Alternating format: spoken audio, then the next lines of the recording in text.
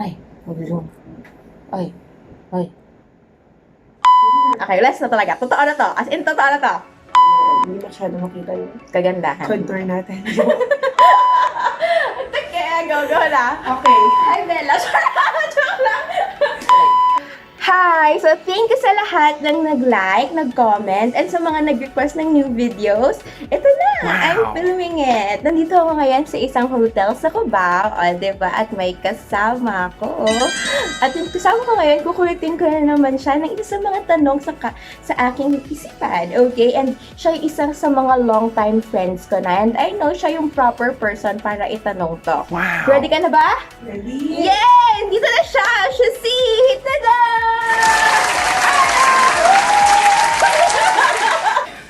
May tanong ako gano'n makatagal ini-edit yung video. Saglit lang. Ano lang. Mga 1 hour. Kasi saglit lang naman dapat short lang. Okay, sige. Bel, so ito yung tanong ko for the day. Ready ka na ba? Kasi alam mo naman yan, mayroon tayong friend, itago na lang natin sa pangalang Jane.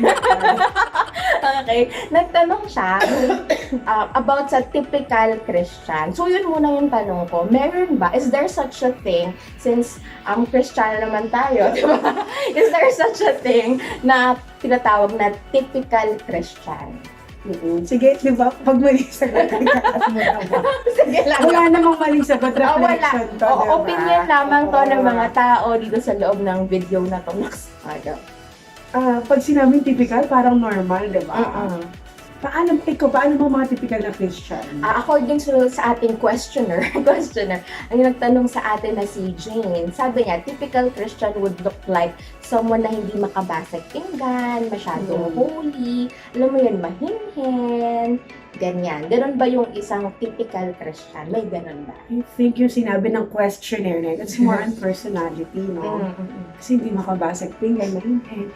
The typical Christian, well, feeling ko lahat naman, like sabi ko nga kanina, lahat naman tayo magpa-fall. No, most likely, some of us might fall into the category ng typical Christian. So, lahat tayo hindi makabasag pinggan. I mean, typical Christian na, for me kasi typical Christian, nag-church. Diba? Parang nag-church, nag-devotion, nag-pray.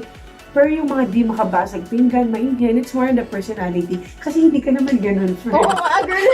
Hindi rin ako ganun. So, hindi tayo typical Christian, ganun. So, there's nothing wrong with being typical Christian. And hindi naman talaga, feeling ko it's the question of that person. So, Jean, mali ka doon. Joke lang. Okay. So, yun. But regardless, we're all created uniquely. So, as a Christian kasi, parang may mga, pag sinabing Christian yan, uy, holy yan. Uy, Christian yan, dapat yan nagkakamali. O, diba, Christian ka, ba't ganun ugali mo? Anong nasabi mo sa mga ganong pagka-presuppositions ng mga tao sa mga Christians? parang ang sad lang kasi parang yung mga tao na yan, mas parang para kumbaga sa apoy, mas napapasyo sila sa'yo kaysa sa nahawa. So, though hindi siya maiiwasan na ganun nga yung nafe-feel ng mga tao, lalo na pag may isang Kristiyano sa group, tapos, Christian yan, tapos medyo na-off sila. Pero come to think of it, no, si Jesus nga, parang sinners ate with Jesus. So, ganun ka-influencer, ganun ka like ng mga tao before si Jesus, that even the prostitutes, the tax collectors, alam mo, they don't mind eating with Jesus. Siguro dapat ganun din tayo, no? Na yung mga tao na, those people na sana hindi sila mas na-off sa atin, pero mas natutuwa pa sila to join us to, alam mo, to mingle with us. So yun, nasagot ko ba yung tanong? Parang, I think oo naman. So in a way, sinasabi So sad siya, yung na reality na na-off sila, though hindi siya maiiwasan. Kasi mayroon ng image yung mga Christians na dapat ganito ka, dapat ganun ka. So pag hindi yun na-fulfill ng mga Kristiyano, so nadi-disappoint yung mga nakakita. Tama ba? Actually, mga minsan, depende. Yung ibang tao hindi naman nadi-disappoint. Ganyan ka pala. Pero parang more on mas nadi-disappoint siguro the Christian herself or that Christian na nakaranas ng gano'n. Pero yun, pero still we have to bear in our mind na lahat naman tayo nagkakamali, 'di ba? Lahat naman tayo human. So may mga imperfections din tayo. And importante na real pa rin tayo. Hindi yung tawag doon, yung show off mo lang, na kasi Christian ako, I have to be like this. Pero di ba, if you love the Lord, oh my gosh, if you love the Lord, it will come naturally to sa'yo. So yun, hindi ka lalayuan ng tao. So, bilang Kristiyano, normal pa rin magkamali kasi tao. Oo naman. Oo, pero dami na kapag pa kanya yun. pero we strive our best to be like Christ. Yep. Okay, tsaka kahit ano pang religion mo, basta totoo ka, hindi ka lalayuan ng tao. Sa tingin mo? That I think so. Oo. Kasi ang hinahanap ng tao ngayon, really ko ba maghanap ka ng fake? Siyempre hindi. Diba hindi? So, i-recap natin lahat ng pinag-usapan. Lahat tayo, in a way, called na maging typical Christian in terms of reading the Bible, praying, quiet time, and loving God, loving others. Pero lahat tayo created uniquely. Okay, so may pagkakaiba. Ito ako, ayan ka. It doesn't mean na we're both Christians. Parehas na tayo.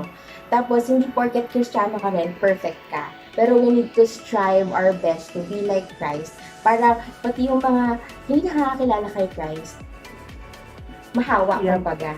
Hindi ma-disappoint sa atin. Para, tama ba ko? Tsaka hindi naman siya religion, di ba? So yung kasi yung notion ng mga tao pag Christian, religion siya.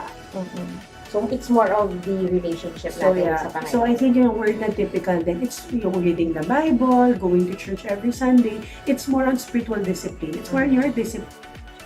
So yun, so okay na! Thank you so much! Hindi ko wala akong ambag sa ganito. Bakit?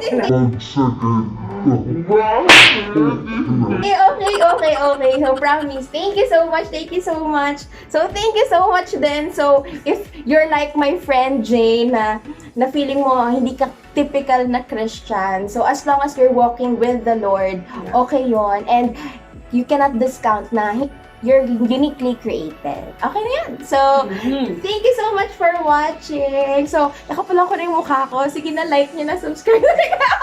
Wait lang, nagjo-Johnson ba? Johnson ba? Johnson ba? Ano ba? Alright, bye-bye! Sana makatulong sa inyo yun.